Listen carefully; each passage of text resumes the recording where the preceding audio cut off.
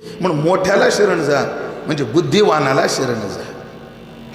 आम्ही कोणाला शरण जातो? मी कोणाला? गच्छामी. मी वस्मस शीतस्थ तीत शांती. वर्तमानाचं प्रथम पुरुषाचं प्रथम वचन आहे. मी बुद्धिवानाला शरण जातो, बुद्धिवानाला. पण एक सांगतो, बुद्धिवानाला शरण जाणं ही सोपी गोष्ट नाही.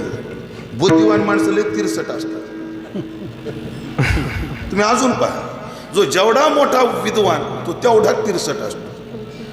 हो, महाराज वैकुंठवासी विठ्ठल बाबा बोले यांचा अनुभव आहे मला, म्हणून सांगतो. वैद्य बाबाचा अनुभव आहे मला. हो, किती मोठे मोठे माणसं. एकदा काय झालं 2 मिनिटं सांगतो बाबा.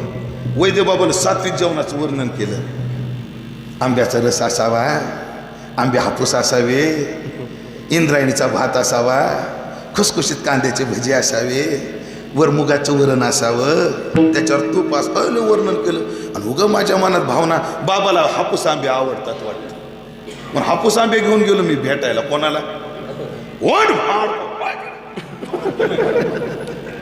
लय आवड. म्हणजे बुद्धिवान माणसं छरी असतात. आपल्याकडे इतिहास आहे. म्हणजे भीमसेन जोशी जेव्हा ग्वाल्हेरला गुरुकडे शिकायला गेले, 8 दिवस गुरुनं घरातच घेतलं नाही. आणि मग अशा लय लागून गेला का तुझ्यासारखे 17 असं म्हणून चालत नाही. मग धम्मम शरणम गच्छामि. मी बुद्धिवानाला शरण जातो, पण धैर्याने जातो. त्याने मला मारू, माझा अपमान करू, मला त्याच्याशी घेणं देणं नाही. मी धैर्यानं शरण जातो. काय करतो? बुद्धिवानाला शरण जातो. बुद्धिवानाला मी कसा शरण जातो? धैर्याने. धम्मम, धैर्याने शरण जातो. आता पुढचं फार महत्वाचं आहे. जेव्हा एकट्याचं धैर्य होत नाही तेव्हा माणसानं अनेक जण जोडावे, मग ते धैर्य बनत असतं. ते काय बनत असतं? धैर्य. आणि मग मी काय करतो? संगम शरणम गच्छामि. आम्ही सगळे मिळून, मी संघात म्हणजे समूहाने शरण जातो. म्हणजे संघटनेमध्ये काय महत्व आहे नास्तिकात वर्णन पहा. चला, मुस्लिम समाजात सुद्धा सामूहिक जीवनाला महत्व. मी फार विस्तार नाही करणार, अगदी थोडक्यात तुकोबाराच्या एका वचनापर्यंत मला यायचंय. मग एका वचनापर्यंत यायचंय. सामूहिक प्रार्थना म्हणून पहा, ते दर शुक्रवारी सगळे एका जागी येतात. प्रार्थना काय आहे? सामूहिक आहे. सामूहिक जीवनाला फार महत्व आहे. आणि आता त्याचं कारण काय? तुकोबाराच्या एकाच प्रमाणात सांगतो. एक प्रमाण आहे, एकलिया भाव बडे. का बरं?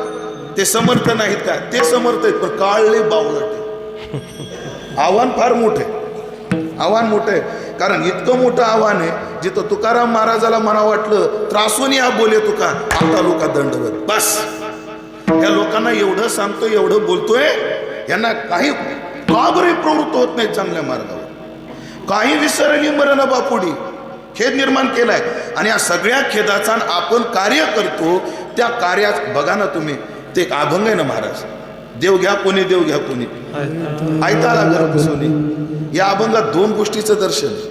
साधू किती उदार आहे याचं दर्शन आहे, पण समाज किती करंट आहे याचं बी दर्शन आहे. साधूची समाजाबद्दल काय तळमळ आहे त्याचं दर्शन या अभंगात आहे.